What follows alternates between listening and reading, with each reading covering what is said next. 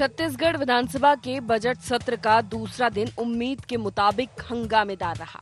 विपक्ष के साथ ही सत्ता पक्ष के विधायकों ने सरकार से तीखे सवाल किए, जिसके चलते कई बार सदन में हंगामे की स्थिति बनी। सत्र के शुरू होते ही बिलासपुर जिले में शराब पीने से मौतों का मामला सदन में जमकर गूंजा। प्रश्नकाल में वन विभाग से जुड़े सवालों में वन मंत्री ने सदस्यों को संतुष्ट करने की कोशिश की, लेकिन इसके कुछ देर बाद ही भारतमाला परियोजना में सरकारी और गैर सरकारी जमीनों के मुआवजे का मामला जमकर गूंजने लगा।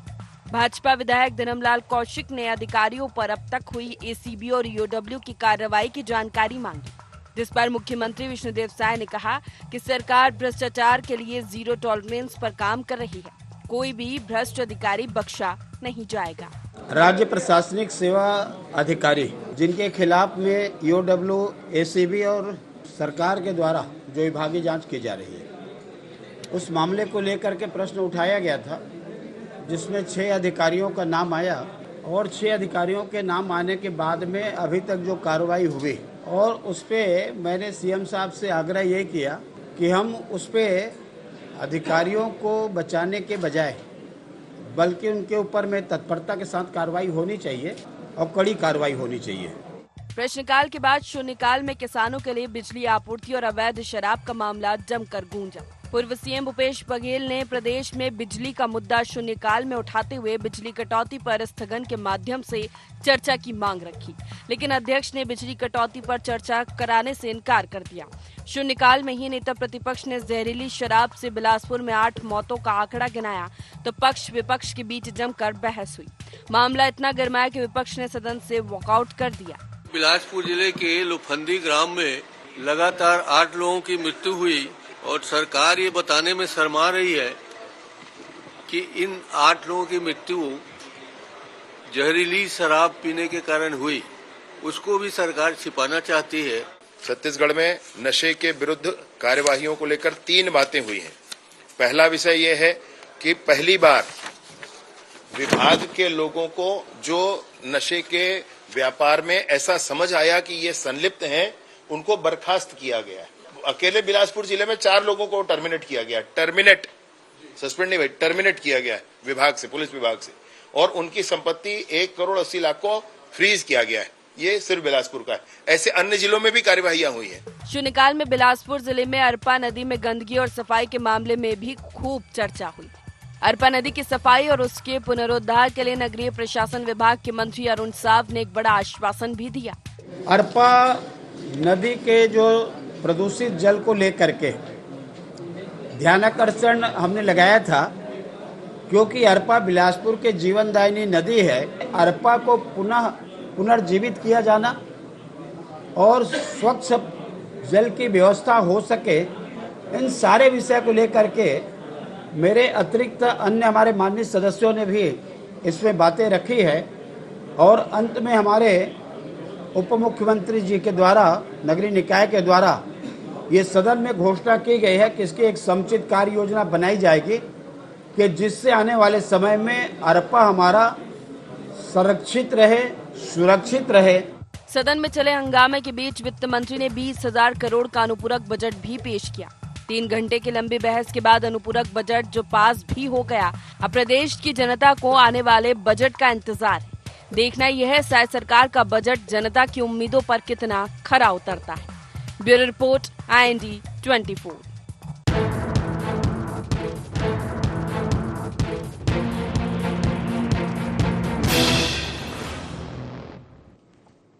नमस्कार, स्वागत है आपका। गुहार छत्तीसगढ़ देख रहे हैं आप। मैं हूं आपके साथ प्रशिता शर्मा। हंगामा क्यों बरपा? छत्तीसगढ़ विधानसभा बजट सत्र का दूसरा दिन रहा। कई विषयों पर अहम चर्चा हुई तो सदन गूंजा भी। कई विषयों पर बहस हुई, जिनमें गृह विभाग, नगरीय प्रशासन, वन विभाग सहित खेल मंत्रालय से जुड़े सवालों पर जमकर नोकझोंक भी देखने को मिली। बजट सत्र के दूसरे दिन जमकर हंगामा हुआ और इसी के साथ ही आरोप प्रत्यारोप का दौर भी शुरू हो गया, चाहे वो भारतमाला परियोजना की बात हो, जहरीली शराब का मामला हो, ईओडब्ल्यूईडी की कार्रवाई हो, बिजली आपूर्ति की बात हो और इसी के साथ अरपा नदी की सफाई का मामला हो, ये तमाम मुद्दे थे जो आज सदन में गूंजते हुए सुनाई दिए। और इसी के साथ चर्चा आने वाले बजट को लेकर भी कि आखिर छत्तीसगढ़ को क्या मिलने वाला है। चर्चा करेंगे हंगामा क्यों बरपा, जान लेते गुहार के पॉइंट्स क्या है। हंगामे की भेंट क्यों चढ़ रहा विधानसभा का बजट सत्र, हंगामा खड़ा करना ही मकसद या विपक्ष के पास ठोस रणनीति, सरकार पर वार के लिए विपक्ष के तरकश में कौन से तीर, कैसा होगा शायद सरकार का बजट, क्या बजट से पूरी होगी गारंटी। इन्हीं मुख्य सवालों के साथ चर्चा की शुरुआत करेंगे। पैनल हमारे साथ जुड़ गए, परिचय आपका करवा देते हैं। कांग्रेस से प्रवक्ता सत्यप्रकाश सिंह हमारे साथ जुड़ गए हैं, बीजेपी से प्रवक्ता अशोक बजाज जी हमारे साथ जुड़ गए हैं और वरिष्ठ पत्रकार अनिल पुसदकर जी हमारे साथ जुड़ गए हैं। आप तीनों मेहमानों का स्वागत है इस खास चर्चा में। अनिल जी, शुरुआत आप ही से करूंगी कि बजट सत्र रहा, दूसरा दिन रहा, कई मुद्दे सुनाई दिए जिसमें खेल मंत्रालय हो, नगरीय प्रशासन हो, वन विभाग हो, भारतमाला परियोजना हो, जहरीली शराब, ईओडब्ल्यूईडी की कार्रवाई जो छत्तीसगढ़ में इन दिनों खूब हो रही है, ये तमाम मुद्दों पर नोकझोंक और जमकर बहस सदन में देखने को मिली। तो सवाल सबसे पहला यही कि आखिर इतना हंगामा क्यों? देखिए प्रीशिता, हंगामा जो है अब सदन की जो है वो जरूरी कार्रवाई हो गई है, चाहे लोकसभा हो, चाहे विधानसभा हो, चाहे हमारे राज्य की हो, चाहे अन्य प्रदेशों की हो। सिर्फ और सिर्फ हंगामा ही आजकल मकसद होता है, मूल मुद्दे उसमें भटक जाते हैं। राजनीतिक आरोप प्रत्यारोप के दौर में जनहित के जो मुद्दे हैं वो कहां छूट जाते हैं, कहां पिस जाते हैं, कहां गायब हो जाते हैं, किसी को नहीं पता चलता।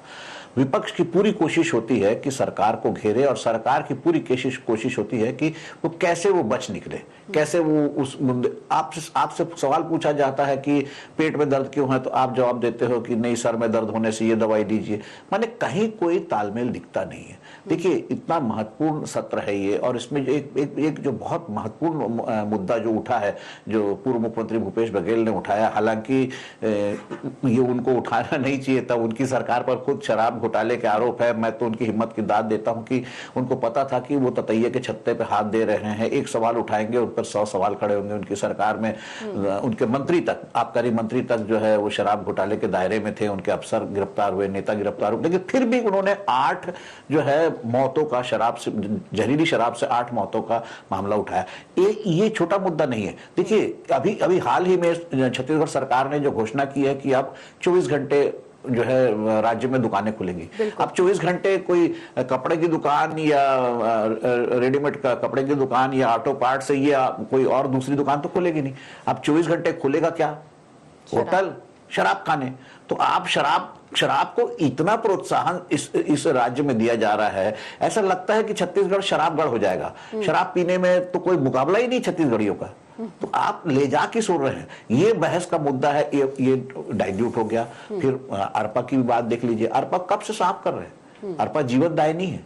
बिलासपुर जो है, बिलासपुर शहर में ही अरपा इतनी सिकुड़ गई है कि मत पूछिए। तो जो बहुत महत्वपूर्ण मुद्दे हैं वो डाइल्यूट हो जाते हैं, हंगामा होता है, बस शोर शराबे में बात कहाँ रह जाती। सवाल जवाब होने के बाद क्या उस पर कोई एक्शन होता है? सवाल इस बात का भी है कि आपके सवाल उठाने का असर क्या हुआ, या जवाब, सरकार के जवाब के बाद उसका असर क्या हुआ।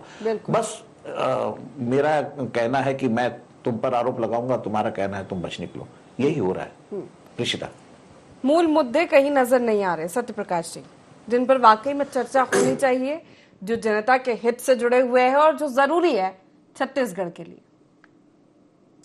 पिछले देखिए, विपक्ष के नाते जनता की आवाज उठाना, जनता के साथ अगर कुछ अन्याय हो रहा है उसकी आवाज उठाना, वो विपक्ष का धर्म बनता है। और विधानसभा में हम वही काम कर रहे हैं। चाहे सड़क पे भी हमने काम किया, 13 मई से आपने देखा होगा, और विधानसभा सत्र चल रहा है, पहले भी हुआ है। तो विधानसभा सत्र के दौरान भी हम विपक्ष के नाते जो धर्म बनता है जनता की आवाज उठाना, वो उठा रहे हैं। जनहित से जुड़े मुद्दे वो हम उठा रहे हैं। सबसे महत्वपूर्ण, जैसे अभी अनिल जी की बात थी, सबसे महत्वपूर्ण मुद्दा जो आज उठाया, जो हमारे पूर्व मुख्यमंत्री जी ने उठाया, कच्ची शराब का, वो जनता से जुड़ा मामला है, बहुत ही संगीन मामला है और उसकी गंभीरता आप अगर समझेंगे तो कितनी गंभीर मामला, और सरकार किस तरह से उसमें विफल रही है, प्रशासन किस तरह से गंभीर नहीं रहा है वो दिखा है साफ, और किस तरह से सरकार इसका जवाब देने से बची है। जैसा अनिल जी सही बात बोला कि हमने सवाल किया मगर उस किस तरह से बचना है वो सरकार ने वो बता तो रहे कि इस पूरे मामले पर कार्रवाई हुई है। नहीं प्रसिद्ध, मैं आपको बताना चाह रहा हूँ। देखिए एक पंक्ति से मैं आपको याद दिलाऊं, बोलना चाहूंगा मैं कि देखिए राम युग में घी मिले, कृष्ण युग में दूध, और अब साय सरकार में कच्ची शराब मिले, मरते दम तक पी। तो ये चल रहा है अभी। मैं आपको देखिए, आपको प्रतिष्ठित चैनल विशिता जी, मैं किस तरह से प्रशासन इसमें फेल हुआ है, किस तरह से सरकार अपनी नाकामी छुपाई है। आप बताइएगा क्योंकि मुझे एक छोटे से ब्रेक के लिए रुकना पड़ेगा। सत्यप्रकाश जी मैं आपको रोकना चाहूंगी, आप अपनी बात रखिएगा, ब्रेक के बाद पूरी रुकेंगे, ब्रेक के लिए बने रहिए ND24 के साथ।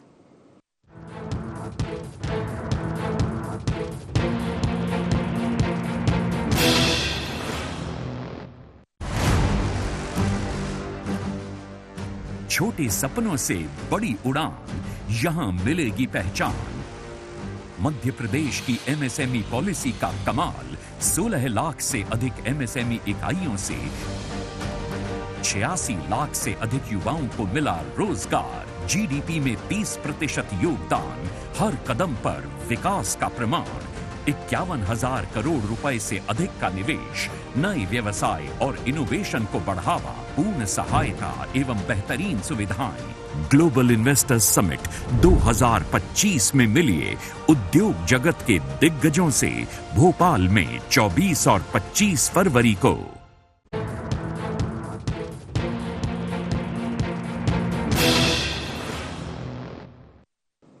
तो ब्रेक के बाद एक बार फिर आपका स्वागत है। बजट सत्र में हंगामा क्यों बढ़ पाया, इसी पर हमारी चर्चा भी जारी है। पैनल बना हुआ है हमारे साथ में। सत्यप्रकाश जी अपनी बात पूरी कर लीजिए, उसके बाद अशोक जी से उसका जवाब लूंगी। जी पिछले जैसे मैं बता रहा था कि ये जो शराब कांड हुआ बिलासपुर के नजदीक जो गांव में हुआ, देखिए 9 लोगों की मौत हुई, एक बाद में अस्पताल में मौत हुई। इसलिए अनिल जी ने 8 बोला, मगर अस्पताल में भी एक व्यक्ति की मौत होगी, तो 9 लोगों की मौत हुई। 5 तारीख को 2, 7 से 8 24 घंटे के अंदर 6 और 9 तारीख को 1 मौत जो अस्पताल में। पहली बात देखिए, मौत हुई, प्रशासन कब जाए? प्रशासन रात को गया, मगर उसके अगले दिन शव को जला दिया जाता है, तो प्रशासन क्यों चुप रहा?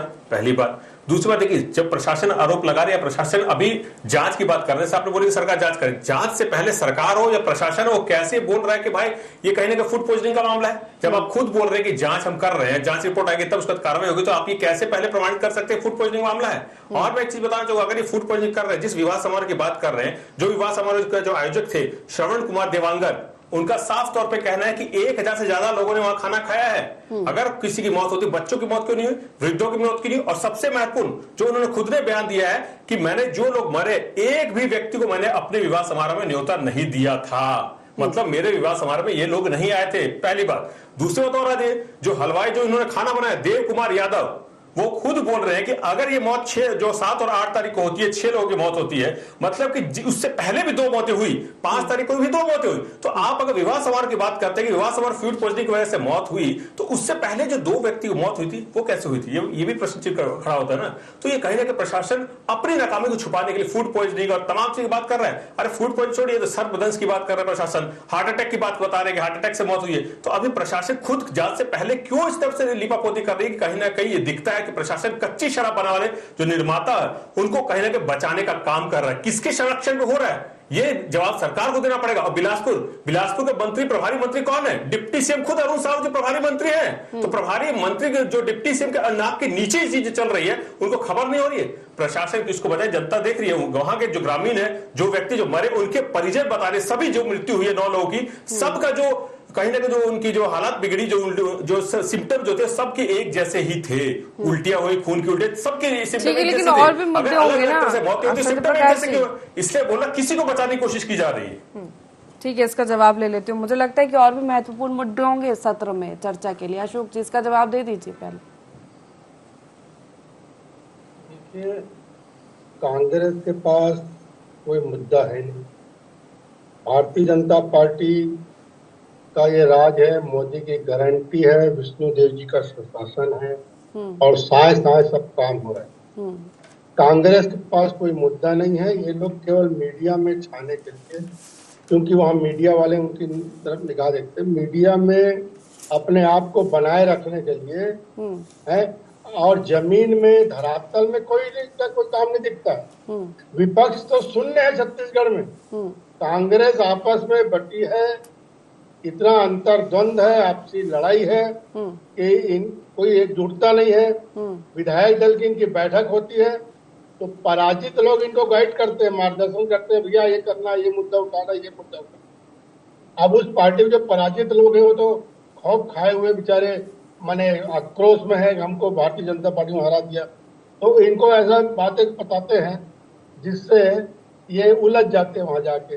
अरे भाई शराब बात करना, अभी आप मैं सत्यप्रकाश जी से सुन रहा था कि रामराज में दूध मिले और कृष्णराज में घी मिले। तो ये बताइए कि बघेल राज में क्या मिल रहा था? बघेल राज में तो घर पहुंच सेवा थी, ऑनलाइन मिलता शराब। माने आप मोबाइल से आप ऑर्डर दो और ऑनलाइन घर पहुंच कर वो आपको शराब जाती थी। तो उनके राज में जो शराब की आदत पड़ी, शराब पीने वालों की संख्या बढ़ी, अवैध शराब की बिक्री बढ़ी, इसके लिए जिम्मेदार कौन है? और ये बात लेकिन अब तो सरकार में आप है ना, अब तो आपको जवाब देना पड़ेगा। जो आपने फैसले लिए, जहरीली शराब से मौत हुई उस पर भी जवाब देना पड़ेगा, और 24 घंटे दुकानें खुली रखने का फैसला लिया है उस पर भी जवाब देना पड़ेगा। सरकार ने 24 घंटे दुकान खोलने का जनहित में निर्णय लिया है। बहुत सारी चीजें हैं जनहित में, उसको खोलकर लोगों को सुविधा दी जाए। व्यापारिक सुविधा केंद्र है। अब इसके बारे में आने वाले समय में क्या प्रक्रिया होती है और क्या उसका फायदा मिलता है, इसको देखकर सरकार आगे और क्या निर्णय लेगी ये तो देखना होगा। लेकिन फिलहाल लोगों ने कहा कि जैसे संडे के दिन कर्मचारी और अधिकारियों को छुट्टी रहती है, कंपनी में काम करने वाले बहुत सारे लोगों को छुट्टियां रहती है, लेकिन उस दिन मार्केट बंद रहता है। तो कुल मिलाकर ये सुविधा देने के लिए किया गया है। अब इसमें कहीं ये नहीं लिखा है कि शराब की दुकान भी 24 घंटे खुलेगी, ऐसा कहीं नहीं कहा गया है। ये जो दूध है, मेडिकल है, होटल है, कपड़े की दुकान है, किराना की दुकान, 24 घंटे खुली रहे और पूरे हफ्ते सोमवार से रविवार तक लोगों को बाजार की सुविधा मिले। इस दृष्टि से सरकार ने निर्णय लिया है और मैं समझता हूँ इस निर्णय का अच्छा प्रतिसाद मिल रहा है। इसमें कोई ज्यादा बहुत बहस करने की जरूरत नहीं। कि कांग्रेस जो है कोई ना कोई ऐसी बात को मुद्दा बनाकर वो अपने आप को मीडिया में बनाए रखना चाहती है। धरातल में कोई लड़ाई नहीं। ठीक है, ईओडब्ल्यू ईडी की कार्रवाई पर भी सवाल उठाए गए हैं, बिजली आपूर्ति पर भी सवाल उठाए गए हैं, अरपा नदी की सफाई को लेकर भी सवाल उठाए गए।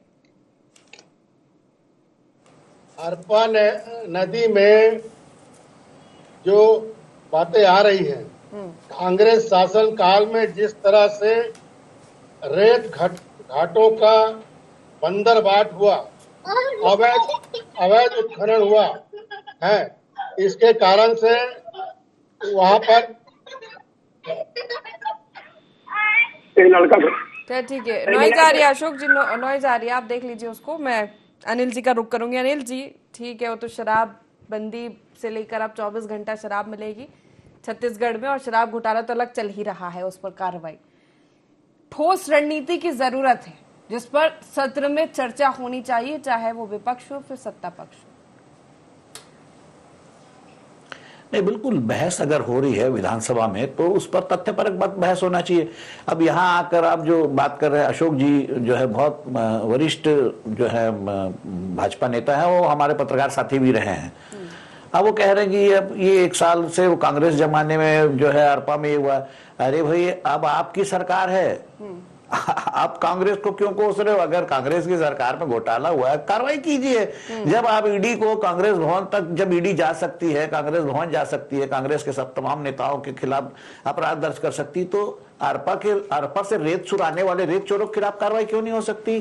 शराब बेचने वालों के खिलाफ कार्रवाई क्यों नहीं हो सकती? और फिर ये जो एक जो बात हो रही है कि 24 घंटे जो है कपड़ा दुकान रात के कोई आएगा खरीदने?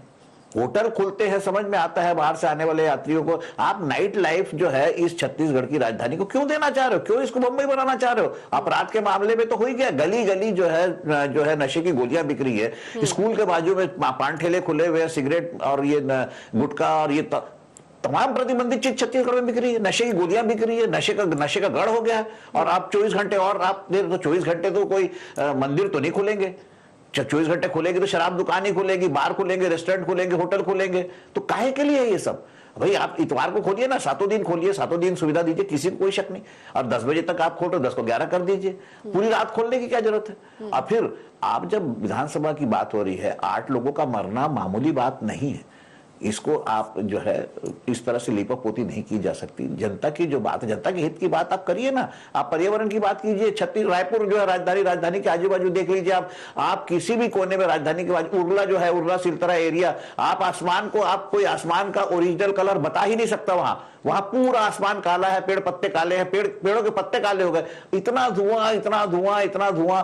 आपने सब बात की, आपने चुनाव में सब जो वादे किए आप उसको पूरा कीजिए। दूसरी बात, आप कब तक जो है इलेक्शन मोड में रहोगे? कब तक आप अपोजिशन मोड में रहोगे? आपका विपक्ष का कार्यकाल खत्म हो चुका है। अब आप आरोप लगाना छोड़िए, अब आप कार्य करना शुरू कीजिए। आप सरकार में आप कार्रवाई कीजिए, गिरफ्तार कीजिए।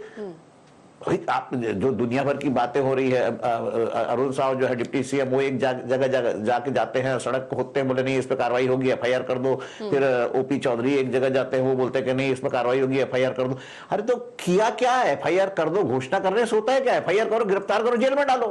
आप अधिकारियों को बोलते कार्रवाई करेंगे। आप आम आदमी क्या कर रहा है? आम आदमी को आप शहर में इस राजधानी में पैदल चलना मुश्किल हो गया, सड़क पे चलना मुश्किल हो गया। आपने राहत नहीं दिया तक 1-1.5 साल हो रहा है, 1-1.5 साल और निकल जाएगा, फिर इलेक्शन आ जाएगा।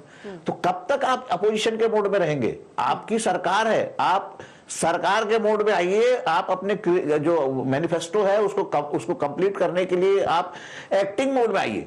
आप आरोप लगाने के मोड से निकलिए, आप विपक्ष में नहीं है। सरकार विपक्ष के साथ भी दिक्कत यही है, विपक्ष भी वही है कि बस हवाई आरोप लगाओ और बैठ जाओ। आपको सदन का एक टाइम जो एक बजट सत्र का जो टाइम है उसको पास करना है, उसके बाद बैठ जाओ।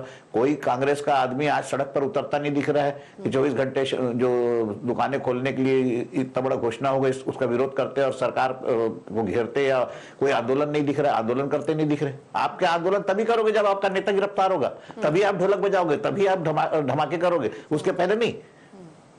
तो विपक्ष की भी जो है बात करें कि जहाँ जरूरत होती है वहां तो करना पड़ेगा ना। इलेक्शन तो है नहीं, अब तो काम करने की जरूरत है। अशोक जी इसका छोटा सा जवाब, फिर सत्य प्रकाश जी से प्रतिक्रिया लूंगी इस पर कि क्या ठोस रणनीति है विपक्ष की। अशोक जी। अनिल जी हमारे बहुत ही चिंतक हैं और हमारे प्रिय मित्र हैं। आपने मुझसे सवाल किया है ना? जी अशोक जी। तो मैं ये कह रहा था कि इन्होंने जो 5 साल में व्यवस्था बिगाड़ी है, उस व्यवस्था को सुधारने में कुछ वक्त तो लगेगा ना।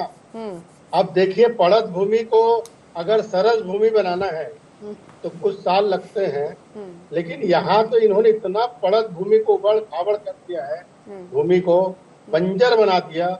उसमें हम फिर से हरियाली लाने का प्रयास भारतीय जनता पार्टी सरकार कर रही है, और ये मोदी की गारंटी के अंतर्गत होगा। शराब इन्होंने घर घर पहुंचाया।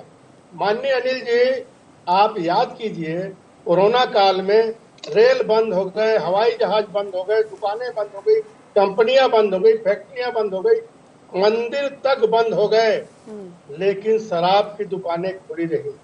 और छोटे छोटे बच्चों को उस समय स्कूलें बंद थी, और छोटे छोटे को जो आदत पड़ गई है, आने वाले समय की कल्पना कीजिए, हमारे बाद जो पीढ़ी आएगी वो कैसी होगी, आने वाले समाज का समय कम है। सत्य प्रकाश जी, छोटी सी प्रतिक्रिया आप पर, विपक्ष की ठोस रणनीति आगे क्या बजट को लेकर? नहीं प्रसिद्ध, एक चीज बोलूं, मनपसंद ऐप ये लेके आ रहे हैं, युवाओं का नशे में ये धकेल रहे, बेरोजगारों को नशे में ये धकेल रहे, रेत माफिया अधिकारियों के ऊपर ट्रैक्टर इनकी सरकार में चला रहे, आरोप पे लगा रहे। अरे कोरोना काल में मोदी जी देखिए, केंद्र सरकार जो भी वहां से आदेश आता था, केंद्र सरकार जो करती थी उसी को राज्य सरकार फॉलो करती थी। केंद्र सरकार ने सबसे पहले दारू दुकानें खोली थी। आपको ज्ञान होना चाहिए बजाज जी, आप इतने वरिष्ठ प्रवक्ता है, आपको ये नहीं मालूम कि मोदी जी ने क्या पहले खोला था, दारू दुकानें खोली थी, उसी गाइडलाइन को फॉलो राज्य सरकार करती थी, पहली बात। दूसरी बात एक चीज और बोलूंगा, अभी अनिल जी ने बात ठीक बात बोली, बोली, शराब और नशा इतना इनकी सरकार में फैल चुका है कि आज की रिपोर्ट में बता रहा हूं, आज की रायपुर से 50 किलोमीटर दूर एक गांव में घर घर में कच्ची शराब बेची जा रही है। ये आज की रिपोर्ट बता रहा हूं, प्रतिष्ठित अखबारों में छप रही है। तो इनके शासन में 1.5 साल के शासनकाल में ये हालात हो गए।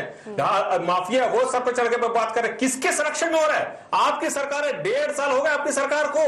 हम अरपा की बात कर रहे हैं, 1.5 साल हो गए। हमने 5 साल में जो काम किया उसको भी आपने कहीं ना कहीं रोक रहा है। बिजली आपूर्ति की बात कर लीजिए, किसान हलाकान हो रहा है, उनको बुआई का समय आ गया, आप बिजली आपूर्ति नहीं दे पा रहे, आप कटौती, अघोषित कटौती चल रही है यहाँ पे। जबकि हमारे राज्य में हर चीज है, माइंस माफ कीजिए कोयला है यहाँ पे है, थर्मल पावर है, हमारा हर चीज होते हुए भी बिजली कटौती क्यों हो रही है? और आप दूसरे राज्यों को भेज के मुनाफा कमा रहे हैं, कहीं मुनाफाखोरी कर रहे हैं। हमारे सत्र में हंगामे की जगह अगर सवाल जवाब या चर्चा हो कि जनता से जुड़े मुद्दों की, तो शायद कुछ समझ में आएगा ना। और सिर्फ शराब अकेले पे केंद्रित कर दिया जाए और पूरी सत्र उसमें निकल जाए तो घोटाला हुआ है तो उस पर तो कार्रवाई हो ही रही है।